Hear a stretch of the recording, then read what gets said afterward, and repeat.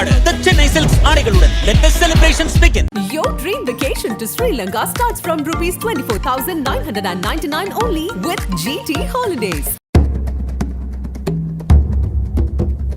நீங்க என்ன பண்ண நல்லா இருக்கும் உங்க குழந்தைங்களுக்கு நீங்க நினைக்கிறீங்க சொல்லுங்க. எங்க குழந்தை எங்க வீட்டுக்கு வந்தா எனக்கு நல்லா இருக்கும்னு நினைக்கிறேன். அம்மா உடம்பு சரியில்லாம சரி, அது முடியாது. நீங்க எப்படி விருப்பமோ அப்படி பண்ணிக்கலாம். உங்க நக்கீரனுக்கு கிடைத்த எக்ஸ்க்ளூசிவ் ஆடியோ.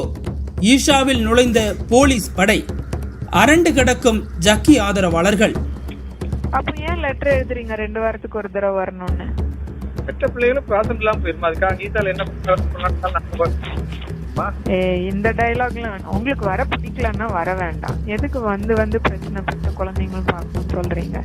இது எப்படி பேசினாலும் ஒழுங்கா போகாதுப்பா. ஈஷா யோகா மையத்தில் காவல்துறை அதிகாரிகள் திடீர் விசாரணைகள் ஈடுபட்டு வருகின்றனர். கோவை வடவள்ளி பகுதியைச் சேர்ந்தவர் பேராசிரியர் காமராஜ். இவர் சென்னை உயர்நீதிமன்றத்தில் வழக்கு தொடர்ந்திருந்தார். அதில் எனது மகள்களான லதா மற்றும் கீதா ஈஷா மையத்தில் யோகா கற்க சென்றனர். பிறகு அங்கேயே தங்கிவிட்டனர். அங்கு அவர்களை தனி அறையில் அடைத்து துன்புறுத்துவதாக தகவல்கள் வருகிறது. இதனால் நானும் எனது மனைவியும் கடுமையாக பாதிக்கப்பட்டுள்ளோம். நான் ஈஷாவிடம் பொது மன்னிப்பு கேட்டால்தான் மகள்களுடன் பேச முடியும் என கூறுகிறார்கள். எங்கள் மகள்களை மீட்டு தருமாறு கேட்டுக்கொள்கிறேன் என கூறியிருந்தார். இவரது இந்த போராட்டம் 10 ஆண்டுகளாக தொடர்ந்து வருகிறது.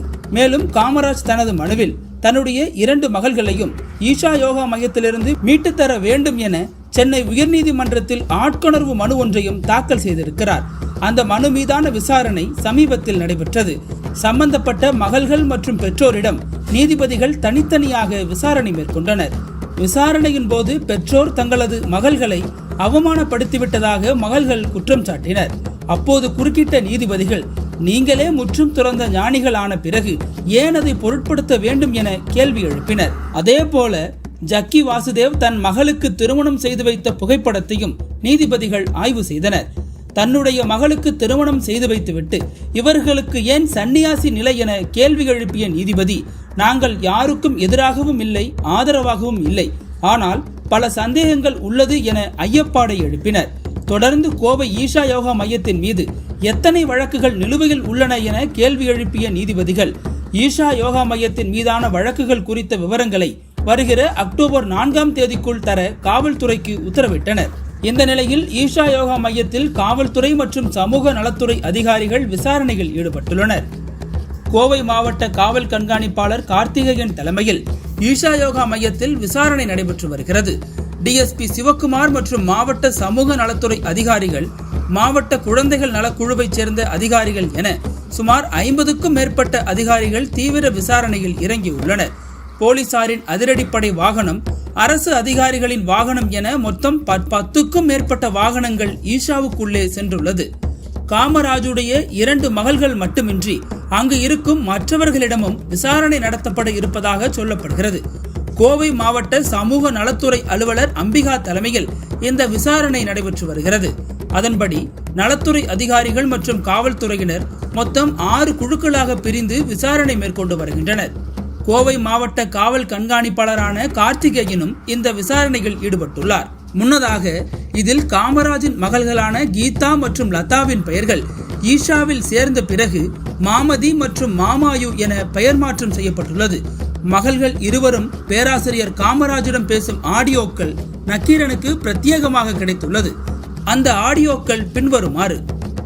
ஹலோ ஹலோ, நமஸ்காரம். நமஸ்காரம்மா, சொல்லுமா. சொல்லுங்க. நேற்று நைட் ஆமா, அதாவது மன்னிப்பு பிரஸ்ல கேட்டு மன்னிப்பு கேட்கணும்னு சொன்னேன். இப்ப நாங்க ஒண்ணுமே பேசலையம்மா. அப்படி உங்களை பத்தி தப்பாவே ஒண்ணுமே பேசவே இல்லையே. எங்களை பத்தி பேசல. பட் இந்த மாதிரி தொடர்ந்து இது பண்றீங்க. அவங்க ஒழுங்கா சாப்பிட மாட்டேங்கிறாங்க, அழுதுட்டே இருக்காங்க. வீட்டுக்கு வந்துருங்க, வீட்டுக்கு வந்துருங்க, பாத்துக்குவோம். என்ன பிரச்சனை வராம பாத்துக்குவோம். அப்படி வர மாதிரி இருந்தாதான் எப்போ வந்திருப்போமே. எப்போ வர முடிஞ்சுமா? 10 வருஷம் போயிடுச்சு. இப்பமா வர்ற மாதிரி பாருங்க. வயசான காலத்துல பெற்றோருக்கு இல்லன்னா அதை பத்தி நான் ஒண்ணும் சொல்லலம்மா. நாங்க பெற்ற பேரண்ட்ஸ் உங்களை பிள்ளைய வரணும்னு கேக்குறோம். அதோட அவ்வளவு, வேற ஒண்ணும் நாங்க ஒண்ணும் சொல்லல. பட் நீங்க எங்க சொல்ல மாட்டேன்னு சொல்லிட்டு அந்த மாதிரி எல்லாம் பண்றீங்க. நான் ஒன்னும் சொல்லலாம். அவங்க அழுதுட்டே இருக்காங்க, ரூம் விட்டே வெளியே வர மாட்டேங்கிறாங்க. எனக்கும் நிறைய வெயிட் லாஸ் ஆயிடுச்சு. சோ நீங்க என்ன வேணா பண்ணிக்கோங்க. பட் இப்படிதான் இருக்கு, ரொம்ப அழுகுறாங்க. அவங்க சுத்தமா ஒழுங்கா சாப்பிட மாட்டேங்கிறாங்க. விருப்பம் இருந்தாதான் வீடு அப்படி எனக்கு ஒன்னும் தோண மாட்டேங்குது. இப்போ இல்ல, சின்ன வயசுல இருந்தே நல்ல இண்டிபெண்டன்ட் நீங்க வளர்த்திருக்கீங்க. எனக்கு அதை நினைச்சு ரொம்ப பெருமையா தான் இருக்கு. ஆனா இப்போ இப்படி திடீர்னு இப்படி பண்ணீங்கன்னா எனக்கு கஷ்டமா இருக்குல்ல. வீட்டுல இருக்கணும் முதல்ல சொல்லிருந்தீங்கன்னா ஓகே. சின்ன வயசுல இருந்து இண்டிபெண்டா இருக்கணும், நல்ல சந்தோஷமா இருக்கணும் அப்படின்னு சொல்லிட்டு திடீர்னு ஒரு நாள் இல்ல வீட்டுக்கு வந்துருன்னா எதுக்கு வீடு, எங்க இருக்கமோ அங்க நல்லா இருக்கணும், அவ்வளவுதான். அது ஒருத்தர் 2 பேர் ஏதோ அந்த மாதிரி ஆயிடுச்சு. எல்லாரும் அப்படி இல்லையே, நிறைய பேர் இங்க 20-25 வருஷமா இருக்காங்க. இல்ல மன உளைச்சல் போகணும்னா வீட்டுக்கு அம்மா அப்பா பார்த்து பேசிட்டு இருந்தா மன உளைச்சல நீக்கலாம். சாப்பிடாம இருந்தா நாங்களும் எங்களை வருத்திட்டு இது பண்ணிக்கிறோம். மன்னிப்பு கேட்கிற ஒரு பக்கம் கேட்டுக்கிறோம், அது வேற விஷயம். நீங்க வர்றது மாதிரி இருந்தா நாங்களும் அதை இல்லைன்னு நாங்களும் சாப்பிடாம இருக்கிற வழியை பாக்குறோம். அம்மாவோட பேசிக்கிட்டு இருக்கோம். அப்படியே சாப்பிடாட்ட நம்ம ஏன் சாப்பிடணும்னு தான் மம்மியும் சொல்லிக்கிட்டு இருக்காங்க. சரி, அப்ப போட்டி போட்டு முடிவுக்கு வரணும்னா உங்க கையில விட்டுறேன். நான் உங்க கூட பேச தயாரா இருக்கேன். நீங்க என்ன கேட்டீங்கன்னா 2 வாரத்துக்கு ஒரு தடவை பேசணும்னு, அதுவும் நான் அக்ரி பண்ணியாச்சு. அதுக்கு மேல இல்ல இது அதுன்னு பேசிட்டே போறீங்கன்னா என்னதான் பண்றது இதுக்கு மேல? கடைசியில வயசான அம்மா அப்பாவை பாத்துக்கணுங்கிற பிள்ளைய அது தனி. அது என்ன பண்றதுன்னு அப்புறம் பாக்கலாம். அம்மா கால் வழியில கஷ்டப்பட்டு இருக்காங்களே, இப்ப தவுண்டு சமையல் பண்ணிட்டு இருக்காங்க. படுத்துட்டாங்கன்னா படுக்கிறதுக்கு முன்னால இருந்தே கவனிச்சுக்கிட்டா அவங்க இன்னும் கொஞ்ச நாளைக்கு நல்லா இருப்பாங்கல்ல. அது அப்ப பாத்துக்கலாம். நீங்க அதுதான் அது மட்டும் ஒரு பிரச்சனைனா பரவாயில்ல. அது கூட நீங்க நிறைய பேசிட்டு இருக்கீங்க, நான் தப்புன்னு சொல்லல. நீங்க என்ன வேணா பேசுங்க. பட் அவங்க இப்படிதான் இருக்காங்க. நீங்க அதுக்கு ஏட்டிக்கு பூட்டி பண்ணீங்கன்னா நான் என்ன பண்றது? அந்த மாதிரி மனச வருத்தி சாப்பிடாம இருக்க கூடாது. ஈசால நடந்ததெல்லாம் தற்கொலையில தான் முடியுது. 2 வேளை இங்க நல்லா தான் சாப்பிட்டுட்டு இருக்காங்க. எல்லாரும் வெயிட் நிறைய போட்டுட்டு இருக்காங்க. யாரு அந்த மாதிரி ஒருத்தங்க பண்ணா எல்லாரும் அப்படியா? இல்ல, நேத்து சொன்னது அவங்க சாப்பிட பச்சை தண்ணி தான் குடிக்க போறாங்க. நீ மன்னிப்பு கேட்கற வரைக்கும் பிரஷ கூட்டு பண்ணுங்க எல்லாம் நம்மகிட்ட பேசிட்டு இருக்கோம். அப்ப அத மாதிரி மன்னிப்பு கேட்கணும்னா கேட்டு போறோம். ஆனா நீங்க வர்ற ஒரு வழியை பாருங்க. நாங்க மன்னிப்பு கேட்கறது எங்களுக்கு கஷ்டம் கிடையாது. அப்பதான் சாப்பிடுவேன்னா அப்புறம் மம்மி நானும் சேர்ந்து மன்னிப்பு கேட்கறதுக்கு வழியே பாக்குறோம். ஆனா நீங்க வராம இருக்க கூடாது. எங்களுக்கு வயசு எவ்வளவு நாள் 10 வருஷம் இருந்துட்டேங்க. அன்னைக்கு வேலுமணிகிட்ட பேசிக்கிட்டு இருக்கும் போதும் அமைச்சர்கிட்ட பேசும்போது கொஞ்ச நாள் கழிச்சு விட்டுற போறோம். நாங்க எங்களுக்கு பெர்மனண்டா அவங்க வச்சு வேலை வாங்கணும் அப்படி இந்த ஈசா சாமியாரு பழைய அமைச்சர்கிட்ட அப்படியே சொன்னாரு. ஒரு நாளைக்கு வச்சிருப்போம், வேலை வாங்கிட்டு வர்றோம்.